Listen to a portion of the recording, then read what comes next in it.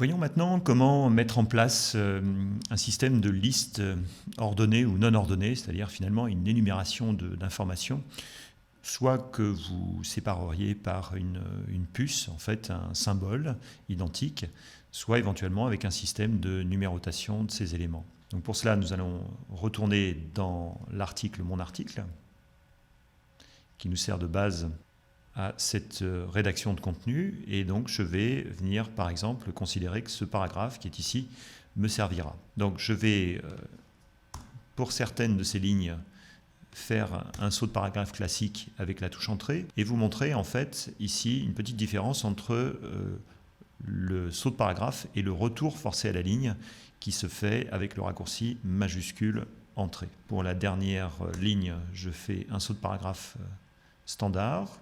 Voilà, je vais en refaire un, histoire d'avoir, normalement, je m'attends à voir 1, 2, 3, 4, 5 éléments de liste à puces. Et pour mettre en place ces listes à puces, je vais sélectionner l'ensemble du texte qui est concerné et dans ma barre d'outils, retrouver en fait ici 2 boutons avec un accès direct aux puces ou aux listes numérotées et également un choix ici où, par exemple, pour les listes à puces, je pourrais choisir le symbole, un cercle, un disque, un carré, et pour la zone d'énumération, eh bien, la façon dont c'est énuméré, soit sous forme numérique par défaut, soit par exemple sous forme alphabétique en majuscule ou alphabétique en minuscule. Vous aurez les 2 options ici. Alors, je vous mets en garde quand même sur le fait de choisir ici des options, sachant que soit vous-même, soit éventuellement un web designer aurait, le cas échéant, peut-être déterminé dans la feuille de style du template que vous utilisez, un comportement et une mise en forme type justement de ces listes à puces ordonnées ou non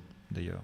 Si jamais vous allez choisir un autre format que le format par défaut, le risque justement, c'est d'avoir en fait un article qui prenne la main sur les feuilles de style par défaut du template. Donc restez dans ce cas-là, même dans le doute, sur un formatage ici par défaut. Ce formatage par défaut, vous l'obtenez directement en cliquant d'ailleurs sur le bouton sans passer par la petite flèche qui est à droite.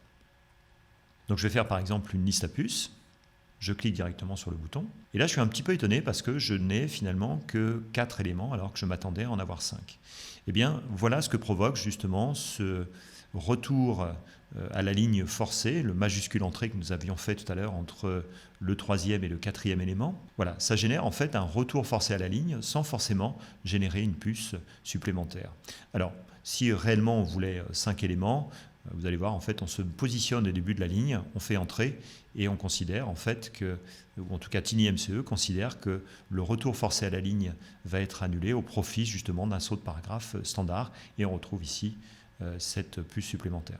Si vous aviez besoin de changer cette liste à puces en liste numérotée, eh bien, vous pouvez à nouveau cliquer sur cette fois-ci l'autre bouton numérotation et vous voyez qu'automatiquement il vous change les valeurs en remplaçant le symbole par des valeurs numériques.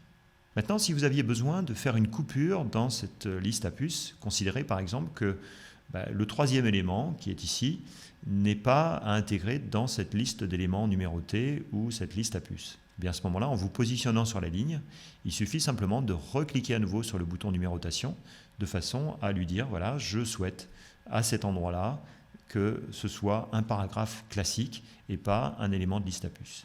Et vous voyez qu'automatiquement, la numérotation s'est actualisée. Rien ne vous empêche, après, dans la 2e partie, ici, de venir resélectionner les 2 lignes en question et dire, à la place d'une liste numérotée, je veux plutôt un symbole associé. Et vous voyez que, rapidement, on a mis en place soit des listes ordonnées, soit des listes non ordonnées.